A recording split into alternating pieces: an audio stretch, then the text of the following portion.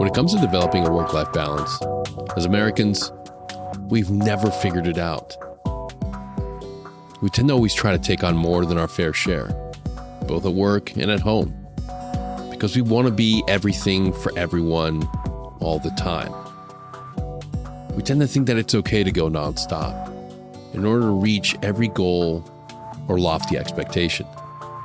Sadly, this leaves many of us feeling burnt out. But what does burning out really look like? More importantly, what can we do to prevent it? Hi, I'm Denny Caballero. And on this Mindful Minutes segment, I'm going to share a few tips on how mindfulness can help you prevent burnout.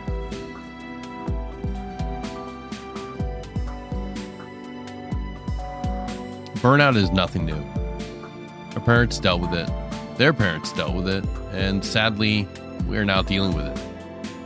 Even kids in elementary school are reporting that they're experiencing it. And even though it has a fairly descriptive name, burnout is not as simple as one would think. So let's take a moment to break it down.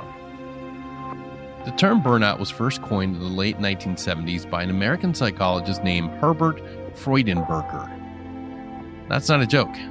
That's his real name. He used it to describe the consequences of severe,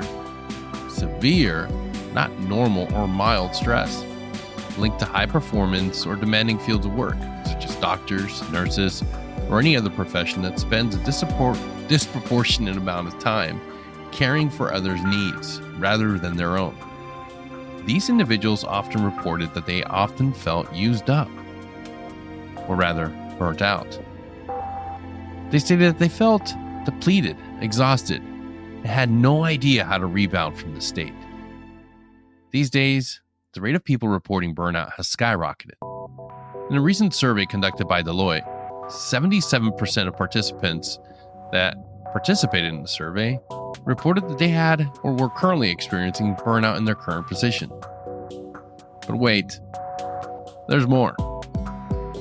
With the cost of living and inflation on the rise, it seems like every sector within the job market is now more prone to being affected by burnout. Even those that work from home are reporting that they're experiencing it. So what does burnout look like? Here are some main symptoms that are considered to be signs of burnout. Extreme exhaustion, a growing desire to distance yourself from work, or feeling down or even depressed, and of course, reduced performance. So, how do we combat this? What can we do? After reading over all these statistics and reflecting on my own experience of burnout, I realized that the answer is right in front of us, or rather within us. In our fight against burnout, our greatest ally is our own capacity to breathe, stop, and set aside as little as 13 minutes out of our day to prioritize our own mental health in order to extinguish the flames of burnout so that we can live and fight another day. Here are some easy mindfulness tips that you can start doing right now to combat burnout. Number 1, incorporate mindfulness practices into your daily work. If you're a leader within your organization, take some action and advocate on behalf of other employees that might be experiencing burnout. It can be as simple as advocating for all employees to step away from their desk at the top of the hour for a simple breathing exercise.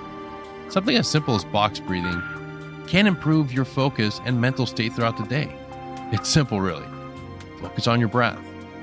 Breathing through your nose, count to 4, hold for 1 second, then exhale through your mouth to a count of 4, and repeat as often as necessary.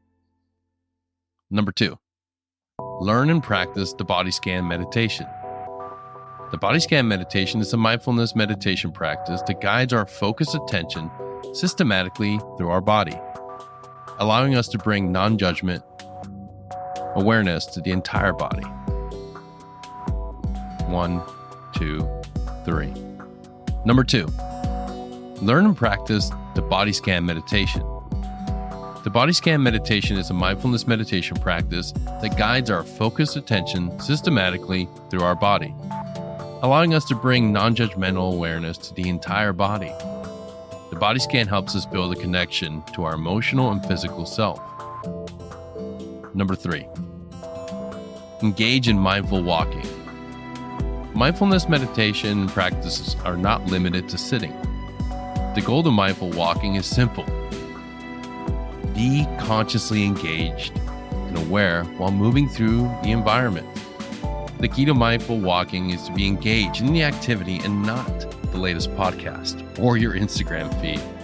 Pick a place that is peaceful and ideally outside. And just walk. Don't ruminate. Don't concern yourself with what Steve from accounting is doing or the weird kid from the Intel section. Focus on your steps, the sounds, and your breath. Number 4, eat mindfully. No, this doesn't mean that you should eat your lunch in the lotus position with your eyes closed. Mindful eating is an exercise in cultivating awareness in the process of eating. To practice this, choose a peaceful area to eat your lunch. Perhaps even invite somebody else to join in with you. As you eat, make an effort to take small, conscious bites, taking the time to notice the complexity of each bite. Taste, textures, flavors, and smells. Bring awareness to how the food makes you feel. Observe when you feel full. Mindful eating is all about experiencing the present moment, one bite at a time. Literally. Lastly, make a conscious effort to stay engaged in the present moment while at work. Don't let your mind race towards the future. Stay in the present moment. Do what you can today and leave the stress and worry of future deadlines where they belong, in the garbage can, next to that memo from Steve in accounting, or the passive-aggressive note from your Battalion S3 Sergeant Major that's mad because you still haven't learned how to use Microsoft Teams. Regardless of what the issues are, handle what you can today. Manage what you can and do everything you can do in the present moment. Stressing about future work doesn't do anything for us except burn us out. I know, I used to suffer from the same thing. But remember, the only thing you can affect is what's happening today, in the present moment. So stay engaged. Until next time.